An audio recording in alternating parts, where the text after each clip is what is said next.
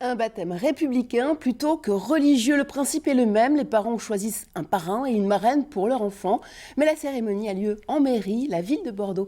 Célébrée à la toute première ce matin. Gilles Coulon et Taliane Elobo. 11 h ce matin, la famille de Fanny est au grand complet pour célébrer un parrainage et un marrainage républicain. Une démarche sans connotation religieuse qui trouve ses racines à l'époque de la Révolution française en 1794. Liberté, égalité, fraternité et laïcité. Disons qu'on préfère républicain, comme ça après à choisir sa religion, on ne lui impose rien du tout. Même si on est baptisé de confession catholique, on n'est pas vraiment dans les préceptes, voilà. Une première cérémonie à Bordeaux-Codéran qui ne présente aucune valeur juridique, même si depuis des années, plusieurs propositions de loi ont vu le jour. Le but est d'uniformiser cette pratique. Aujourd'hui, c'est le premier sur la ville de Bordeaux.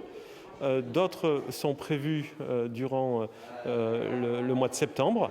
Et évidemment que ça va faire boule de neige puisque beaucoup de parents demandaient à la ville de Bordeaux de pouvoir exercer cet acte symbolique, mais qui pour beaucoup est important.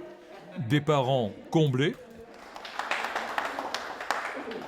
Mon enfant est né sur le territoire français, il est français, on lui donne la nationalité française. Donc pour moi, c'est une reconnaissance de l'État envers mon enfant. Et un parrain heureux. C'est un honneur même d'être parrain. Le maire adjoint l'a rappelé sur l'enfant, s'il arrive quelque chose, sur son éducation. Puis il le rappelle les valeurs républicaines. Ouais. Très fier et très heureux que les parents nous aient choisis.